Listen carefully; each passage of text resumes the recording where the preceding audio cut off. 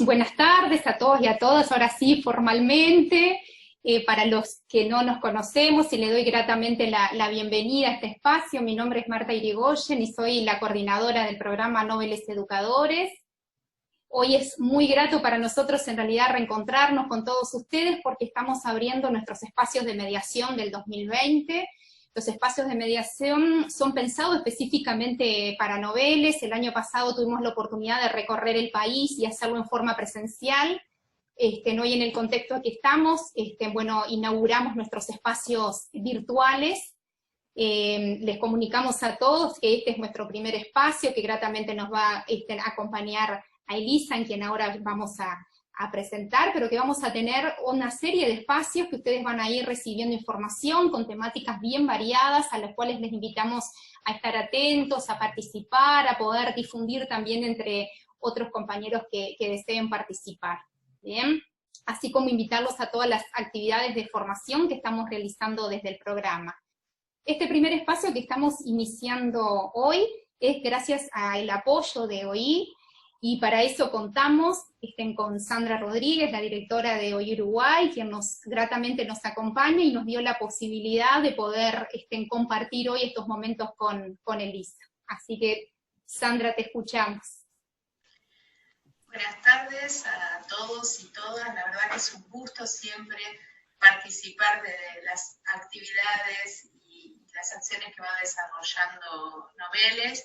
Y desde un primer momento, hace casi 10 años ya que inició el programa, y ahí estamos presentes siempre de diferentes formas, pero acompañando un programa, un proyecto que creemos que es fundamental para el inicio de la carrera profesional docente, y que la orientación y el apoyo de la formación continua de los noveles aporta a la mejora de la calidad de los procesos de enseñanza y aprendizaje, tanto en primaria, en secundaria, la formación en educación.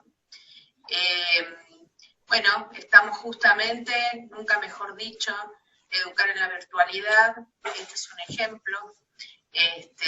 Creemos que si bien esta situación nos ha puesto a todos a reorganizarnos en este mundo virtual, poco a poco vamos a ir volviendo a nuestros lugares de trabajo, y allí vamos a poder ir compatibilizando lo que es virtualidad y presencialidad con todas las potencialidades que suma la virtualidad. Y bueno, en ese sentido creo que ustedes conocen bien cómo poder trabajar en esto, y muchas de las cosas que nos va a contar Elisa y que vamos a poder aprender de ella. Muy cortito, agradecer la invitación, agradecer específicamente al equipo articulador de Noveles, a Marta Irigoyen, que siempre nos tiene presentes, y bueno, ofrecer nuestro continuo apoyo al proyecto porque creemos mucho en él. Así que bueno, un saludo para todos los educadores, para los tutores, mentores, a todos los que están conectados desde los diferentes puntos de Uruguay. Bueno, muchas gracias, Sandra. Y nosotros, me parece que está muy bueno saber a veces cómo vamos trabajando los diferentes temas, ¿sí? Y justamente los temas, ustedes pueden participar de qué temas les interesa, cuál es la demanda, qué es lo que sienten en realidad que para su formación Noveles puede facilitar.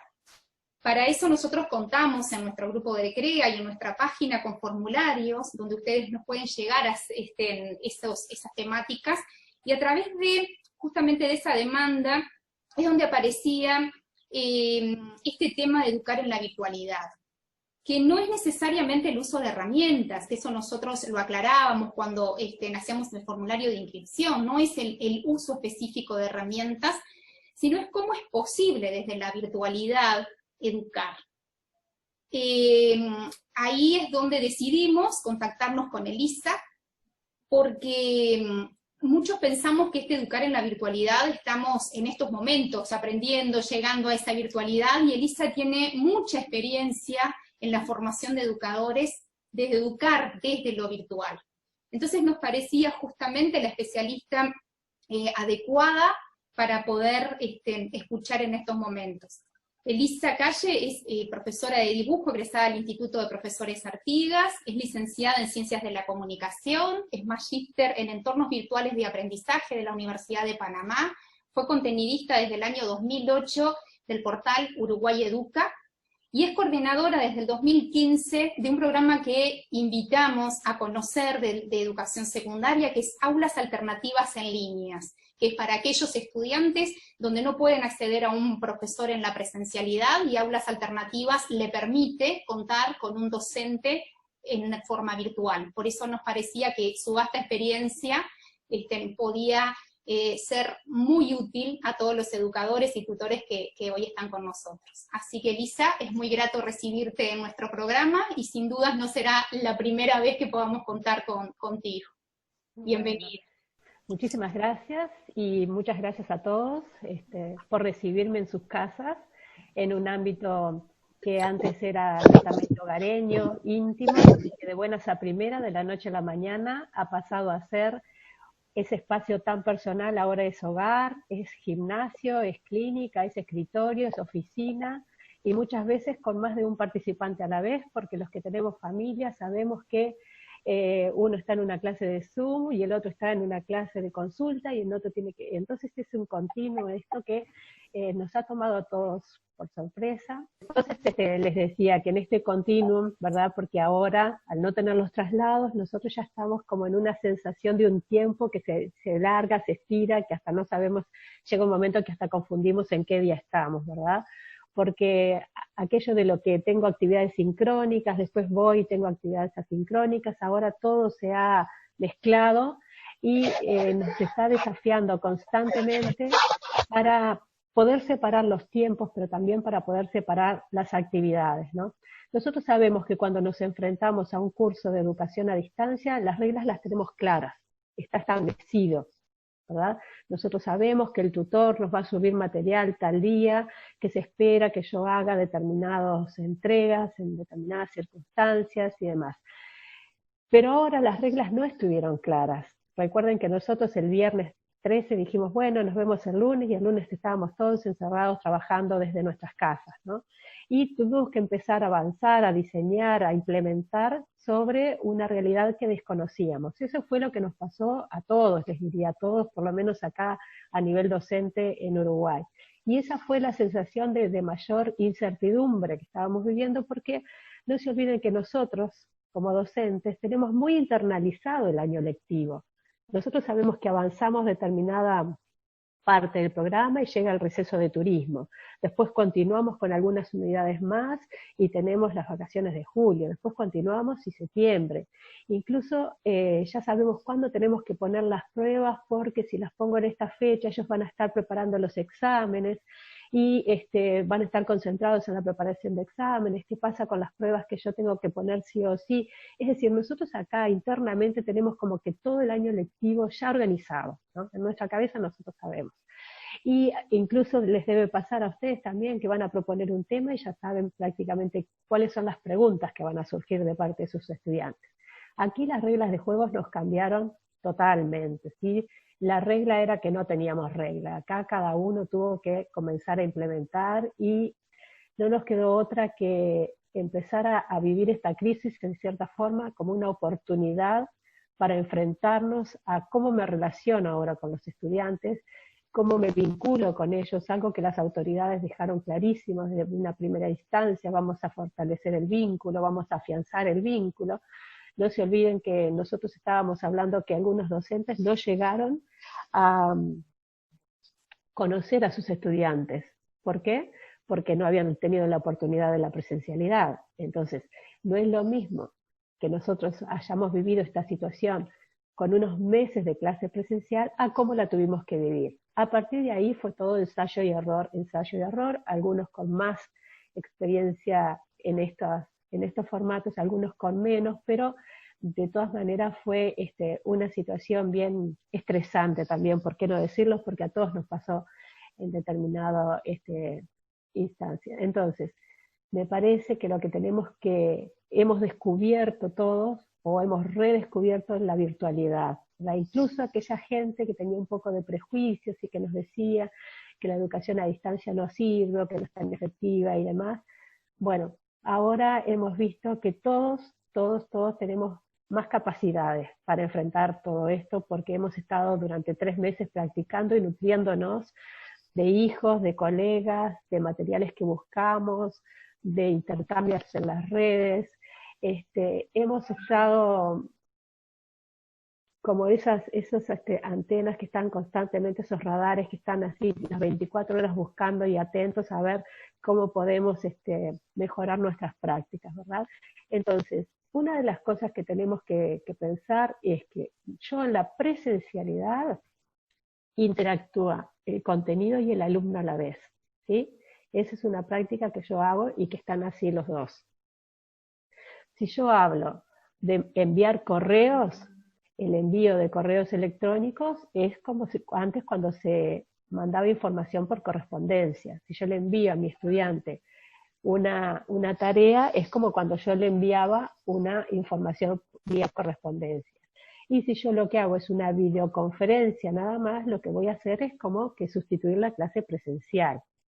Pero eso no sería educación virtual, ¿verdad? Eso no alcanza, eso serían características como a medio camino, ¿verdad? ¿Por qué? Porque yo para poder hablar de una educación virtual, de educación a distancia, tengo que combinar las habilidades tecnológicas y las habilidades pedagógicas, ¿verdad? Tengo que ver cómo y cuándo incorporo las herramientas digitales. Las habilidades tecnológicas, la pedagogía referida a herramientas digitales es algo que yo tengo que estar constantemente usando. Entonces, primero, piensen ustedes que van a decir, bueno, yo tengo determinado contenido, ¿en qué formato lo transmito? Puede ser un video, puede ser un cuestionario, puede ser un sitio, puede ser un blog, puede ser una imagen interactiva, es decir, ¿cómo lo enlato, por decirlo, en qué envase lo pongo, digamos, ¿no? Bien, ese sería mi primer pensamiento, teniendo siempre el cuidado de cómo guío a ese estudiante. Segundo, una vez que el estudiante hace suyo ese material, empieza a interactuar con él, pero también interactúa con sus compañeros y con el docente. Y el estudiante también a su vez va marcando el ritmo, ¿verdad? Porque el estudiante tiene cierta autonomía que lo va a decidir. Entonces yo tendría que poner siempre en consideración, subo mi material a la plataforma, que está pensado para que el estudiante lo pueda seguir en forma autónoma o con una mínima sincronía, le doy acceso a ese material, pero facilito las interacciones, ¿verdad? Entonces sí poder estar hablando, cuando todas esas características se están presentando, entonces sí puedo hablar de una educación a distancia, porque tengan presente que subir un PDF y dejarlo ahí en el aula virtual no genera aprendizaje. Tener que leer esos PDFs que muchas veces todos hemos subido, me incluyo, son la cosa más aburrida y desmotivadora. Y nosotros decimos, ay, pero yo le subí 3 y 4, qué cosa que no leen, que los estudiantes... No, bueno, yo tampoco los leo actualmente, ¿no? Con honestidad, eso no desafía, no motiva, no lleva a que nadie tenga ganas de leer nada. Entonces, pensar un poquito en lo que son nuestras prácticas y tener en cuenta algo que parece como que, ¿en qué quedamos, sí o no? Invisibilizar la tecnología. ¿En qué sentido? En que la tecnología no tiene que ser la vedette.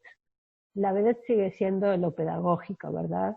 Lo más importante acá es el vínculo que puede pasar o debería pasar por la contención, pero también por el acompañamiento en ese circuito de aprendizaje. Entonces, en ese sentido es invisibilizar la tecnología, ¿verdad? Que pase a segundo plano, que pase como cuando yo estoy en la clase, que uso el pizarrón y que uso la tiza, pero no nos concentramos en el pizarrón, es el recurso en sí de que yo me valgo para expresar otras cosas.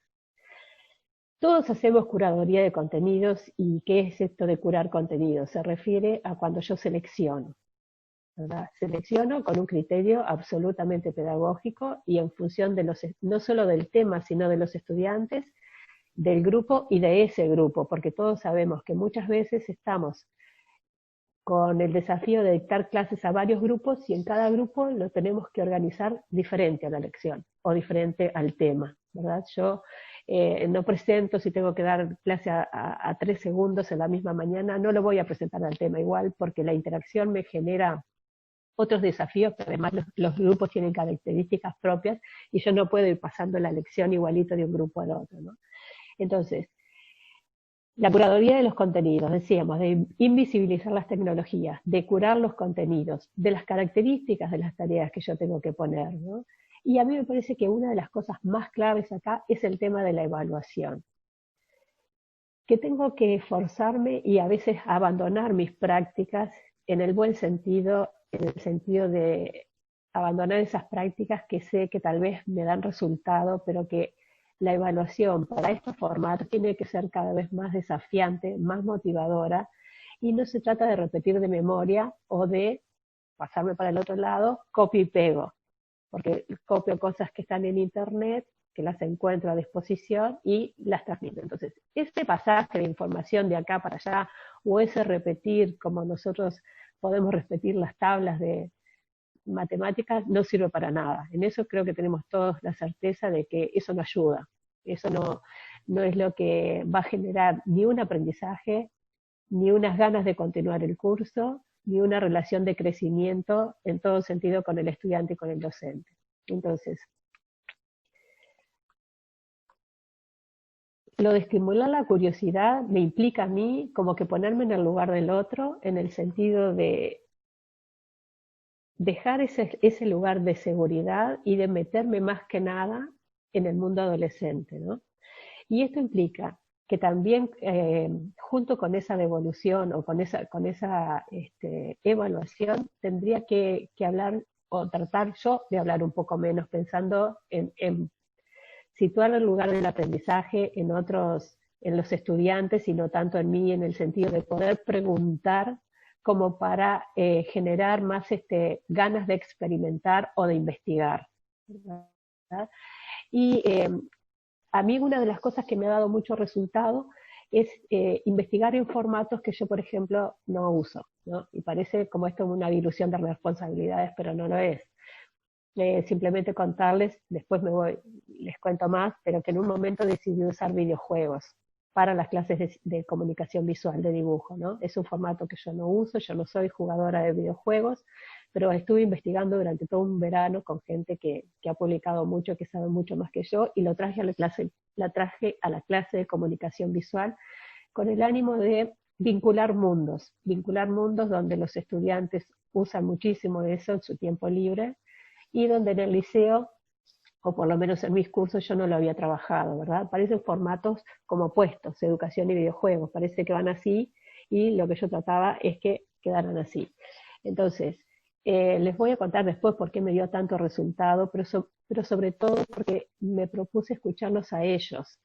Y en realidad, esto me parece que es algo que nosotros como que nos desafía tanto, ¿verdad? Poder conectar el mundo adolescente, donde ellos ven que las cosas pasan a una velocidad determinada, que son motivadoras, que son desafiantes, que me permiten el error, que puedo hacer y deshacer, y vincularlo con lo que son nuestros contenidos pedagógicos, que a veces, cuando uno lee el programa, parece que no fueran tan así, parece que fueran cosas como más estructuradas, ¿no? Entonces, si nosotros pretendemos seguir educando en esta virtualidad, capitalizar prácticas que nos han dado resultado en estos 3 meses, que estoy segura que a todos ustedes les debe haber sucedido que sí, que hubo cosas que les dieron mucho resultado y que ya no las perciben ustedes como con tanto temor o desconfianza, ya es muy probable que se sientan más cómodos en la implementación de determinadas prácticas. Yo creo que más allá de lo que es la tarea en sí, tendríamos que pensar en tratar de trabajar múltiples formatos, pensar que los materiales creados por ustedes, aunque sea un pequeño audio de voz, siempre tiene otra llegada al estudiante, siempre tiene esa sensación como de proximidad, de cariño, de que hay actividades que desafían, que promueven el error, tomar decisiones, la recompensa, la emoción, el aprendizaje. Empiezo de nuevo cuando todo me salió mal y está siempre todo bien. como que combinar momentos de mayor autonomía con otros donde ellos puedan trabajar a la par. A la par me refiero con los mismos estudiantes, porque nosotros muchas veces tenemos esa cosa de que vamos generando nosotros mismos las respuestas, ¿no? Y en estos tiempos en que estuvimos tan como recargados en cierta forma, sí, de actividades, sería bueno poder implementar situaciones donde las respuestas o la devolución sea entre pares, que no sea simplemente, bueno, es el docente el que va a generar las respuestas adecuadas, ¿no? Y considerar que a veces las respuestas son uno a uno, pero a veces son uno a muchos, ¿no? ¿Y quién no ha usado un foro donde lo dejen abierto y alguien pregunta a un foro y la respuesta se la da a otro estudiante? A veces estas cosas pasan como sin planificarlas, pero creo que es una de las actividades que vale la pena implementar, pero que ellos se sientan como que son los líderes del conocimiento, en el sentido de que no es el docente el que dice, bueno, ahora ustedes dan el curso o ahora ustedes se hacen cargo de esta actividad, sino más que nada pensando que todos los estudiantes tienen la posibilidad y la capacidad también de organizar y adquirir sus conocimientos, y justamente ese compartir con otro adolescente o con otro compañero del curso lo que hace es empoderar, ¿no? Entonces, ahora escuchando, como muchos de ustedes, también me he nutrido de otros colegas que decían, ¿por qué no usar los espacios de la casa para nutrirnos de actividades, ¿no? Por ejemplo, la cocina como gran laboratorio, por ejemplo, las noticias de actualidad. Uno de ellos mencionaba, ahora hace unas semanas las cataratas del Iguazú estaban sin agua, ¿por qué no tomar esa noticia y vincular varias asignaturas o disciplinas que se pueden relacionar con ese fenómeno y generar investigaciones?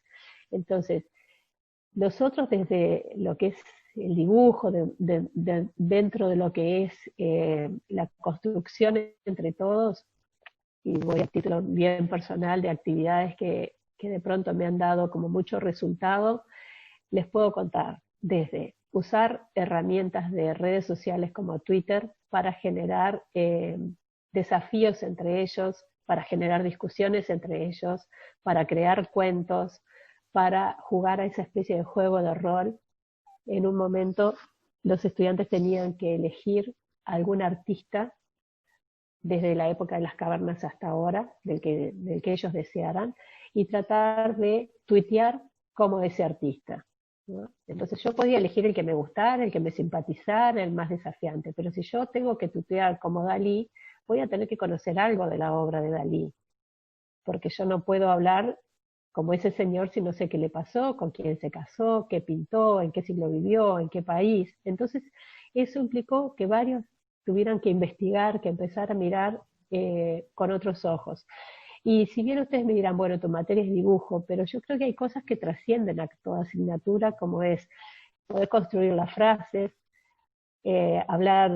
construirlas correctamente, no poner faltas de ortografía, poder discernir entre lo importante y lo superfluo.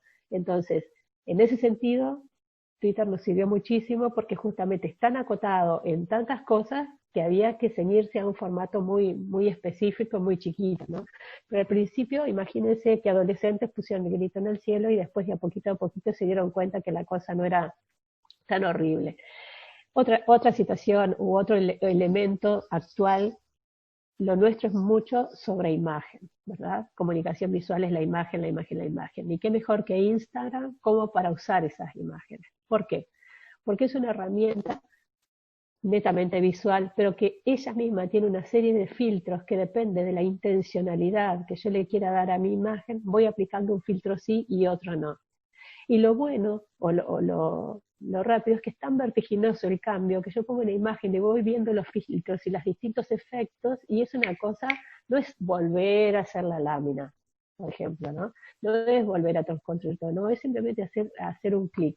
Entonces, ahí aprendo a poner las palabras claves también, a cómo lo comparto con el otro, cuál es la intencionalidad de la imagen, qué pasa con los tonos, los valores, los colores. Fíjense que todos esos conceptos son conceptos que nosotros manejamos en la asignatura, ¿no?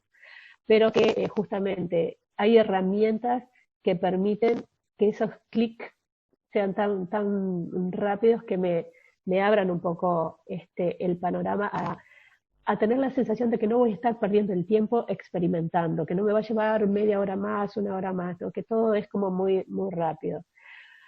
Otros recursos u otras instancias que hemos usado muchísimo, las visitas virtuales. Imagínense qué bien complementaría una visita virtual a la casa de Frida Kahlo en México, uno de los museos que nunca podremos visitar en grupo, las pirámides de Egipto, descender a una pirámide si soy profesora de historia y les estoy contando o estamos trabajando esos temas, ¿verdad?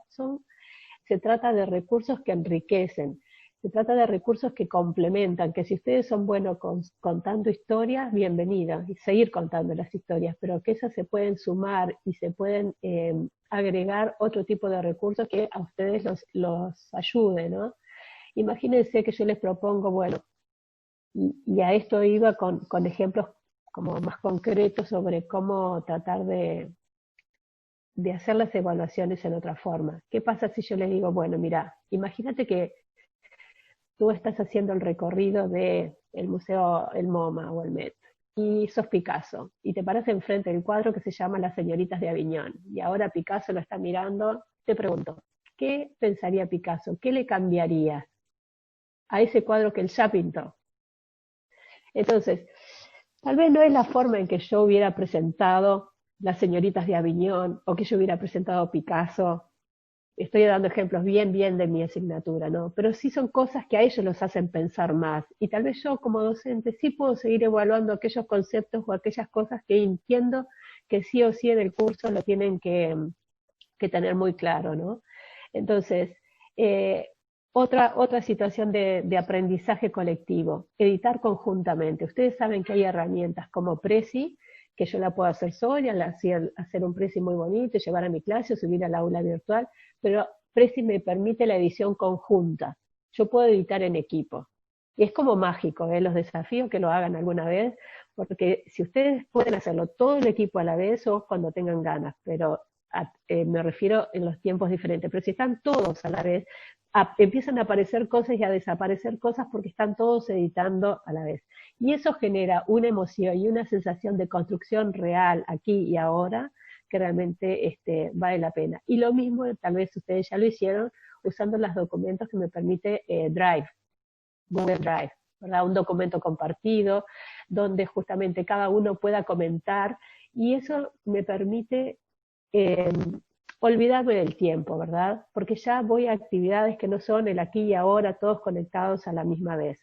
Entonces, tengan en cuenta que hay muchas herramientas que a ustedes les van a permitir hacer un poco así la visión que tienen como docentes, que a veces uno está como muy en la prisa diaria o en estos desafíos tan intensos que hemos tenido, que está como muy con los materiales que siempre manejó y que sabe que le dan resultado, ¿no? Por ejemplo, los textos con hipervínculo. Estamos hablando de tal vez poner un párrafo o dos cortito, cosas que visualmente no me cansen, pero que 4 o 5 de esas palabras estén hipervinculadas a un video, a un sitio, a una imagen. Entonces, esos 2 párrafos que yo puse de un texto tan breve empiezan a crecer, ¿verdad? Y esa cosa que parece simple en sí misma crece, pero además con el agregado de que le permite al estudiante hacer un recorrido, el recorrido que él quiera, porque podrá leer el texto, sí, en el orden que sabemos que nosotros leemos de izquierda a derecha, de arriba hacia abajo, pero después el recorrido que él hace con esos hipervínculos va a ser netamente de él y puede ir y venir. Entonces, los collages interactivos, los collages que nosotros hacemos con herramientas interactivas como justamente para que todos estén aportando desde sus hogares y desde los suyos. O proponer esas historias que no tienen finales y que cada uno tiene que escribirlas. Entonces, o los cuentos interactivos, ¿verdad? Estos son ejemplos de herramientas o de recursos que yo puedo usar, ¿verdad? Que estoy segura que todos ustedes los han visto en algún momento o los han considerado. Lo importante es que los estudiantes sientan que ellos no se repiten, que son protagonistas de ese desafío que que le están proponiendo a ustedes. Y a mí me parece que esto es uno como de los mayores desafíos que nosotros tenemos en esta situación tan especial que estamos viviendo, ¿no? Porque ya experimentamos cosas diferentes, ya sabemos que educarse en la presencialidad se puede, ya me siento un poquito más a gusto con las herramientas tecnológicas. No es como los primeros días que terminamos con los trapecios contracturados de estar así frente a la computadora, ¿verdad? Ahora todo el mundo se siente un poquito más. Ahora sabe que tal vez trabaja 5 horas y le rinden como 3 o como 2. Eso también pasa con la preparación de los materiales virtuales, ¿no? Pero justamente, yo a unos colegas les decía, en este momento menos es más. Porque también a veces hemos caído en esas prácticas de, tengo el aula virtual y ahora le subo un sitio, le subo un video, le subo 2 PDF, le subo esto. Nadie los mira. O es muy difícil mirar a todos esos, pero además incorporar el conocimiento. Entonces, tratar de avanzar de a pasitos cortos, con acciones que parezcan tal vez un poco no acompasadas con el cronograma que tengo en mente, pero que pueda avanzar así, más segura, no solo yo, sino ellos también, que puedan internalizar el conocimiento, porque ustedes ya les ha pasado que hay cosas que sabían que no las podían plantear en esta virtualidad, hay cosas que tenían que esperar al reencuentro, y ahora que se están reencontrando, saben que hay cosas que tienen que esperar un poquito más días de reencuentro para poder plantearlas. Entonces, ustedes ya saben que hubo cosas que sí, hubo cosas que no, y hubo cosas que hay que esperar. Entonces, en ese discriminar constante, nosotros en esa selección que ya hicimos o que ya hacemos y que ahora tenemos que volver a hacer, porque el reencuentro, ustedes saben que este reencuentro es voluntario y vamos a tener un abanico de estudiantes ahí que no es un desafío menor, ¿no? Entonces, las prácticas que fueron como conquistas, las pequeñas prácticas de éxito que ustedes lograron generar y que ustedes disfrutaron, esas hay que conservarlas. Que no es que se enumera una lista, porque cada uno de nosotros tuvo diferentes experiencias de éxito, entonces es muy difícil decir, si yo puedo compartir, como recién les decía, cosas que a mí me dieron resultado, y hay otras que ustedes tendrán en su abanico de experiencias que no son esas, ¿verdad? Entonces yo creo que lo que tenemos que estar en este momento como más centrados es en flexibilizar las prácticas con respecto a como al año lectivo que dictamos el año pasado, 2019, ¿verdad? Creo que ustedes, primero tengo la certeza de que ustedes ya no son los mismos, que después de estos 3 meses ustedes han cambiado muchísimo y para bien. Eso no me lo saca nadie de la cabeza. Y segundo, que ahora todo el mundo va a ser así, con lo que ya sabía y con lo que aprendió ahora, ¿no? Pero después de este ejercicio tan intenso que hemos tenido, sin duda que estamos todos más flexibles. Entonces, en ese sentido, creo que tenemos que seguir apoyándonos en esa flexibilidad. Y contarles, porque esto viene de la mano, con 2 cosas. Primero, con lo que hoy decía al inicio, que esta generación de recursos digitales, porque uno dice, bueno, muy bien, yo quiero usar cosas diferentes y no venir siempre con, por ejemplo, la hoja y pasarles así la hoja y demás, o con el libro, ok, perfecto. Pero ¿cuánto tiempo me lleva a mí preparar esos materiales didácticos? Es agotador, ustedes saben, primero porque no somos especialistas y además porque lleva mucho tiempo. Recordarles que está el portal Uruguay Educa, del cual fui parte durante muchos años, y ese portal lo que tiene son contenidos, recursos didácticos creados por contenidistas de cada una de las asignaturas que mantienen la correlación con los programas de primero a sexto de liceo. Entonces, los recursos que ustedes van a encontrar ahí están filtrados, están armados, están seleccionados por docentes de cada una de las asignaturas y ya están listos para llevar a la clase. Lo cual no quiere decir que ustedes lo tengan que usar por completo, y eso me parece que es lo bueno. Esos recursos están a disposición de ustedes y el portal tiene un buscador. Quiere decir que cada uno de ustedes en su especialidad pone la palabra que considere oportuna y ahí se le va a desplegar el abanico de recursos a disposición. Y lo bueno de esto es que no hay que usarlos tal cual están ahí. Esos recursos son como un punto de partida. Eso es material base que yo tengo. que de pronto encontré un módulo de aprendizaje que tiene un video, un enlace, un sitio, un PowerPoint, y no tengo que usar todo. Yo veré qué uso y cómo lo uso. Y si lo quiero cambiar, puedo cambiar. Y si lo quiero modificar también. Y si quiero usar solo un pedacito, puedo. Pero justamente es eso. Ustedes con su sentido pedagógico sabrán si a ese recurso lo tienen que usar en un curso a modo de repaso, a modo de introducción de un tema, a modo de afianzar algunos conceptos o a modo de disparador para una discusión y nada más.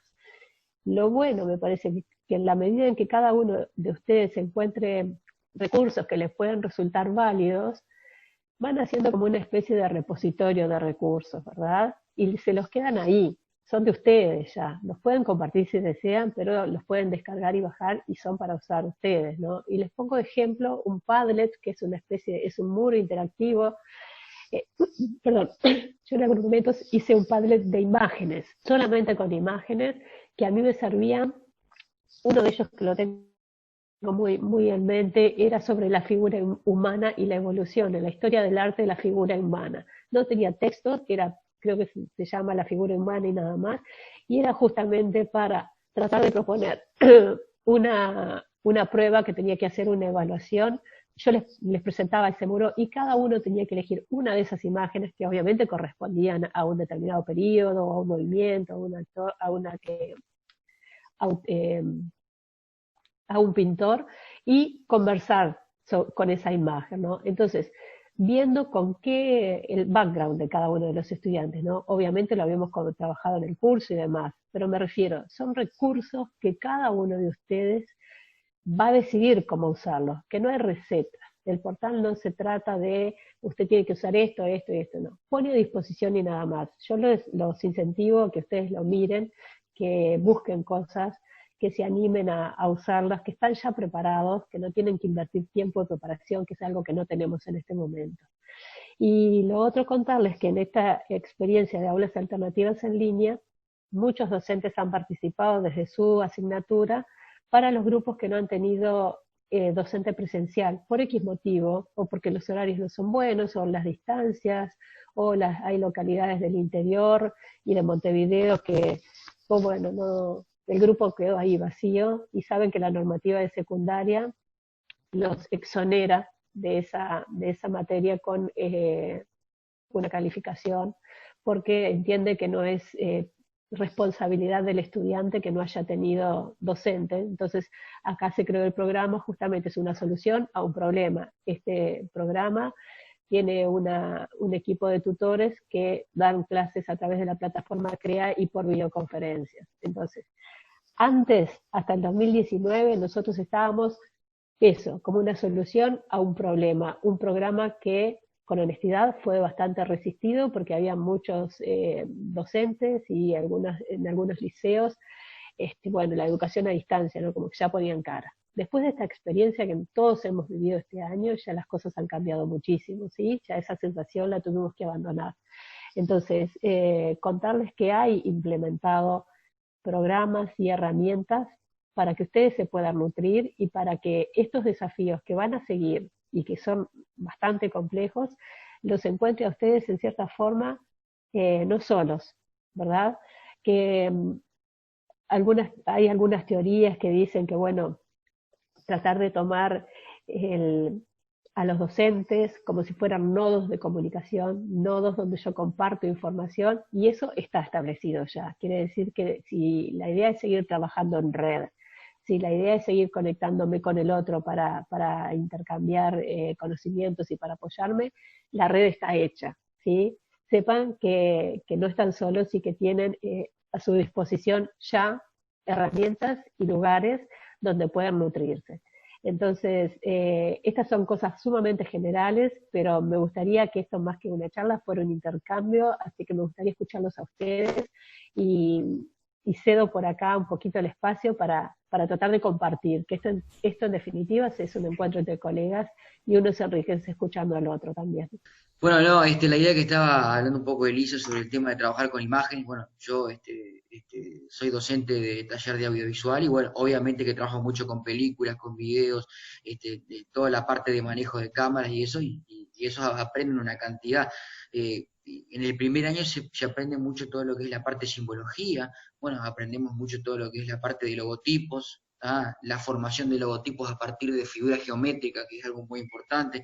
Hay también, acorde a lo que ella decía, el tema de nodos de comunicación, tenemos mucho que ver con el tema de dibujo, con el tema de los colores publicitarios, con la parte de creatividad de ellos, si yo quiero plasmar o quiero mostrar algo, ¿cómo lo voy a mostrar? Y a partir de eso, de cosas que a ellos los divierten, películas que a ellos les gustan, pueden aprender. No estructurarse tanto dentro de un programa, sino que mirando películas también ellos pueden aprender una cantidad de cosas que se aprenden y les gustan. Sí, eso es algo que a mí me pasó cuando comencé a trabajar con los videojuegos, ¿no? Que como les decía, no soy usuaria de videojuegos, no era en aquel momento y no soy ahora. Pero una vez asistí a un seminario y ahí tomé conciencia que era un formato que yo no usaba, que lo estaba dejando pasar y me metí de cabeza, ¿no? Y la primera vez que lo llevé al IABA, porque yo trabajaba en el IABA, me dijeron, ay, pero mirá, ¿y esto qué tiene que ver con el liceo? No sé qué. Y empezamos a usar uno y lo vinculamos a partir de situaciones de videojuego, hicimos representaciones en los diferentes formatos que el programa decía, por ejemplo, perspectiva, proyecciones, croquis y demás, ¿no? ¿Cuál era la diferencia? Que en vez de llegar y decirles, bueno, ahora todos tienen que hacer la proyección de estos volúmenes que yo les dibujaba en el pizarrón, ahora ellos, a través del juego, crearon construcciones y cada uno, su construcción, su situación de juego, era lo que proyectaba o perspectivaba o croquisaba, ¿no? Para el docente es más desafío porque son 20 ejercicios diferentes, pero para ellos no es lo mismo hacer una proyección de algo que a mí me gustó, que yo me divertí haciéndolo y que voy haciendo a los chicos según el nivel que tenga de juego, a que lleve aquellos volúmenes aburridísimos que todo docente de dibujo alguna vez llegó y se los dibuja en el pizarrón, ¿no? Entonces, a partir de ahí fue un cambio muy, muy grande y empezamos a hablar con ellos. Entonces, les estoy hablando del año 2010. Traten de ustedes pensar en que andaban en el 2010 por algo que les voy a decir ahora. Ellos me decían que se pasaban la noche jugando, que le prestaban poca atención al estudio, que se olvidaban de lo importante, que después estaban cansados y tenían que venir al liceo. Y yo dije, a ver, si tengo estos estudiantes tan críticos, con esa autocrítica tan grande hacia sí mismos, ¿cómo voy a dejar pasar esto? No puedo, ¿no? Porque después andamos por ahí diciendo que los estudiantes son unos irresponsables, que no piden bla, bla, bla, pero tengo estos chiquilines de quinto científico que me están diciendo todas esas cosas de su propia actitud. Entonces hice una videoconferencia, mi primer videoconferencia desde el IABA, con España, con Madrid. Y fue con un psicólogo que tenía, y tiene todavía, una asesoría en videojuegos. Lo bueno es que ese psicólogo, además de ser psicólogo, es jugador de videojuegos. Entonces habíamos pactado una videoconferencia de media hora desde el IABA, desde el salón de clases, pero no le habló como psicólogo, que yo vengo a decirle lo que hay que hacer. Le habló como jugador de videojuegos, que se había pasado la noche jugando, que se había olvidado de estudiar, que había faltado, que no había llevado, bla, bla, bla, bla, bla, bla. Y esa videoconferencia de media hora se trasladó a 1 hora y media, y las dos partes quedamos fascinadas. Yo por lo que escuchaba, que no podía creer, y el otro que estaba por allá de lo que mis estudiantes les decían, ¿no? Entonces, a partir de ahí dije, este formato lo tengo que seguir usando. Lo tengo que seguir usando, y a mí me veía muy bien también, porque yo, como les dije, no soy jugadora de videojuegos. Entonces, supuestamente, la profesora, que es la que sabe, ahora pasó al lugar de la que no sabe. Y esto no es de enjuagarse las manos y que se arreglen ellos en la clase, no. Es rotar los líderes del conocimiento. Es que alguno, lo más probable que el que mejor juega videojuegos no era el que mejor dibujaba. Entonces, entre el grupo mismo, venía y les explicaba a los demás cómo había que hacer las cosas, ¿no? Era mucho griterío, imagínense, en un salón de clase, qué acciono esto, bueno, pero no importa. A lo que voy es que a la situación de clase, así, de aprendizaje, fue excelente. Y recuerdo, por ejemplo, yo también tenía un grupo de estudiantes sordos que van con la intérprete en lengua de señas y también usamos videojuegos. Y ahí había un estudiante que él, yo por ejemplo les pedía que resolvieran una situación de un videojuego y después lo pasaran a la hoja de dibujo así. Acá estoy mirando y dibujo lo que hice, ¿no? Era a mano nada más. Bueno, él no podía pasar de la pantalla su dibujo al plano, diferenciando planos o diferenciando adelante, perdón, el atrás, el costado, no podía, ¿no? Él no tenía algunos problemas ahí a nivel de espacialidad y demás. Pero sin embargo en la pantalla, la construcción con ese videojuego, él resolvía perfectamente todo y sabía cuál estaba adelante y cuál estaba atrás. Entonces yo digo, a veces es cuestión de formatos simplemente, y nosotros, o yo, que venía con una línea tan así, si yo no hubiera hecho esa experiencia, lo más probable es que ese chiquito se hubiera ido a examen, pues yo hubiera dicho, no entiende nada de los planos, qué horrible, no sabe, bla, bla, bla. Y sin embargo, él con otro formato hacía las cosas perfectas, sabía perfectamente, era sumamente creativo, hacía huecos, hacía pasadizos y demás, y justamente quedó en evidencia que a veces el lápiz y el papelito no es la panacea a todo, ¿verdad? Y como uno cuando abre un poco la mente. Hablábamos también, y acá, bueno, como yo le decía, me nutrí de otras personas que saben más de videojuegos, convoqué a la clase a gente que crea videojuegos y que trabaja con videojuegos, y cuando yo escuchaba a mis estudiantes hablar con esas dos personas que habían trabajado a nivel internacional, hablaban de igual a igual.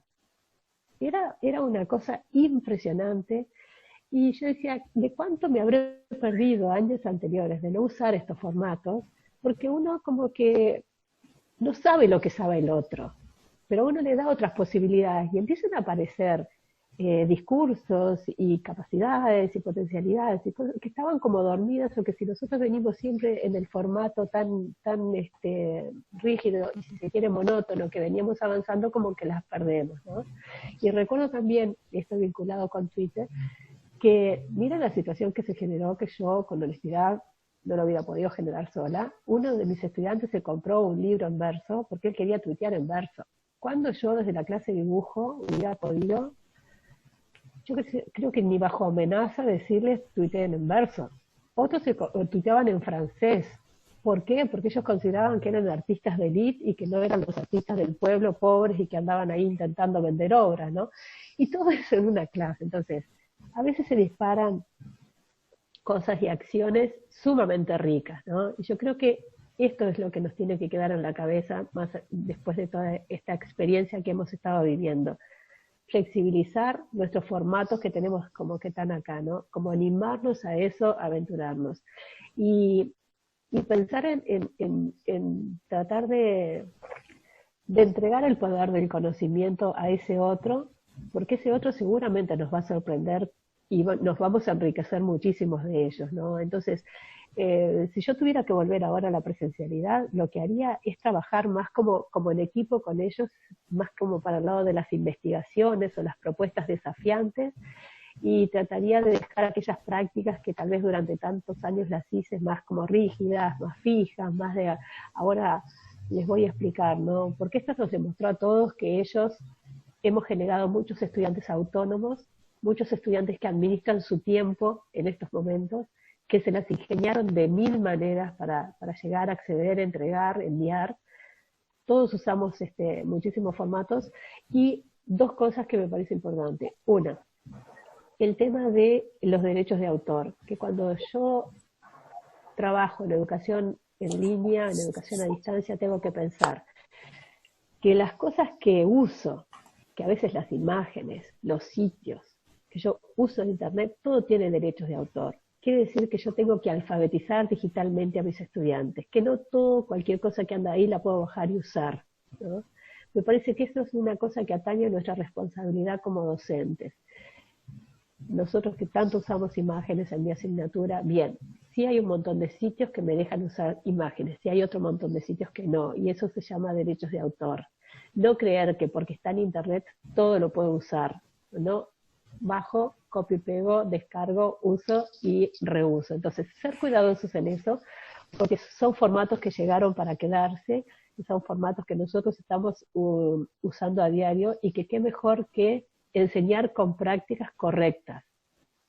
Entonces, eso me parece que es otro de los desafíos que tenemos ahora. Bueno, saber que así como no puedo estar poniendo textos, capítulos enteros, que bajé PDF de por ahí, un libro, hay lugares en que me dejan hacerlo, y también la atribución por ejemplo, las imágenes, ¿no? Porque esto viene con el tema, como yo les decía hoy, fabricar un recurso, crear un recurso didáctico nos lleva mucho tiempo.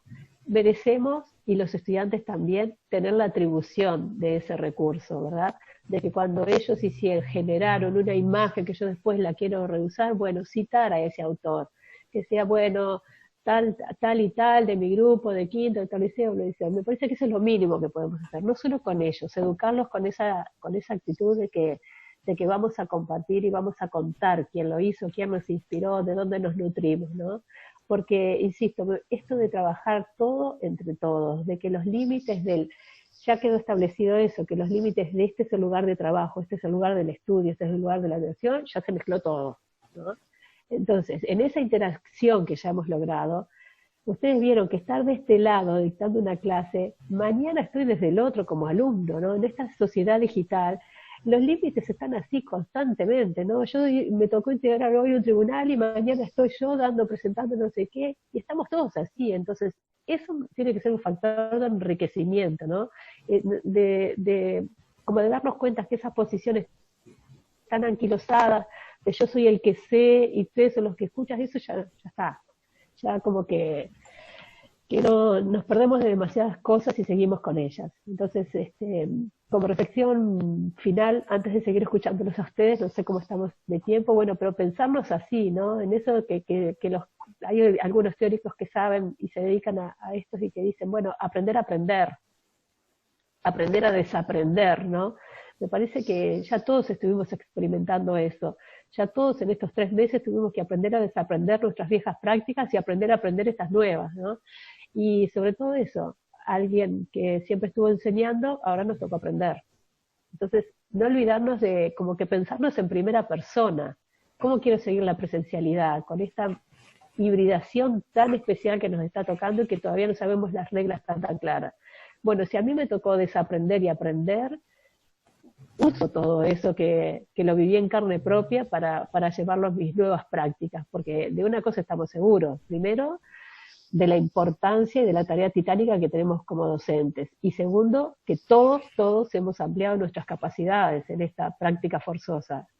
Entonces, bueno, no perder esa experiencia tan vivida en carne propia para el reencuentro, porque ese reencuentro también ha cambiado muchísimo en el sentido de que ahora nos interesamos. Vieron que antes nosotros llegábamos a la clase y decíamos, hola, ¿qué tal? ¿Todo bien? Bueno, chiquilines, saquen las cosas, que yo que vengo medio acelerada, a veces saquen la lámina, la regla T y las escuadras, no sé qué. Y ahora empezamos a preguntarle que cómo andan en la casa, que la familia, que los hermanos. Ahora hemos establecido un vínculo más humano. Ya ahora nos importa, bueno, chiquilín, y te pudiste conectar, ¿qué hiciste? ¿Conseguiste la computadora? ¿No? Entonces, obviamente eso, yo creo que el afecto mueve montañas y que todo eso lo vamos a usar a favor de las prácticas, de los vínculos y sobre todo de nuestro crecimiento. Bien. Bueno, primero agradecer a Elisa, ni que hablar que en estos tiempos aprendimos y desaprendimos, sobre todo desaprendimos mucho al principio, aprendimos después. Los noveles y los que no somos tan noveles ya hace rato, lo que nos llevamos son muchas habilidades tecnológicas que creo que era impensable antes de esta situación que íbamos a adquirirlas. Y respecto a esto, destaco totalmente lo que planteabas, que seguramente muchos nos enfrentamos a que por tratar de habilitar la tecnología, nos olvidamos mucho de las habilidades pedagógicas que tú mencionabas, y cuán importante es ese concepto que destacabas, cómo el docente en realidad nos convertimos en un arquitecto de poder combinar las habilidades tecnológicas y las habilidades pedagógicas. Y lo importante es que en esto es no perder de vista, como decías, que justamente la tecnología no es la vedette, sino que es el vínculo. Y en estos momentos donde tantos adolescentes no lograron vincularse por diferentes factores, y cómo nos preocupa y ya algunos nos ocupa en su vuelta en el interior a la presencialidad, que muchos adolescentes no han logrado nuevamente el vínculo con el centro educativo, sí será importante justamente en cómo pensar en estas tecnologías como una herramienta, como decías, que despierta la curiosidad, que despierta la motivación, que a los docentes también nos coloca desde otra perspectiva, sin perder de vista que ellos son los verdaderos protagonistas, ¿verdad? Entonces, agradecer totalmente estos espacios, Elisa, donde nos hiciste pensar mucho, ¿sí? Nos hiciste reflexionar sobre estos momentos, y creo que sobre todo también nos enfrentaste a esta vuelta que a todos nos está llevando también mucho tiempo de aprender y desaprender. Así que bueno, muchas gracias por tu tiempo. Decirle a todos que justamente nos interesaba mucho que Elisa nos plantara en este escenario para poder seguir pensando. La semana próxima a ustedes también les va a llegar una invitación donde vamos a seguir pensando con un docente argentino que es Daniel Brailovsky, que justamente vamos a trabajar de la escuela que se viene. En la escuela que se viene, como él decidió titular su conferencia, vamos a trabajar justamente cómo al docente nos va a tocar esto de ser anfitriones de estos adolescentes que están de alguna manera volviendo a una presencialidad tan diferente a la que estábamos tan automatizados, ¿tá? Con los ejemplos propios de dibujo, y yo creo que cada uno los pensó desde su materia, mientras tú proponías los ejemplos de dibujo, como muchas veces estamos tan automatizados y tuvimos justamente que, entre comillas, adaptarnos, y vamos a seguir en eso, nos desafía constantemente. Entonces, si bien, como habíamos hablado con Elisa, este encuentro era pensado para noveles, es muy interesante porque a todos, también a los tutores y al equipo que acompañamos esos noveles, nos coloca en el momento de hoy en una pausa y en un momento de reflexión. Así que bueno, no me queda más que nuevamente agradecer a Elisa, a Sandra y a Laura por acompañarnos desde hoy, y a todos por su tiempo, que sabemos que en estos momentos más que nunca nuestro tiempo vale oro. Así que muchas gracias por estar, y esperamos vernos la semana que viene. Bueno, gracias a ustedes. Gracias a ustedes. Y estamos en contacto. Gracias. Muchas gracias. Gracias. Bueno, gracias. Chau, chau. Chao. Gracias.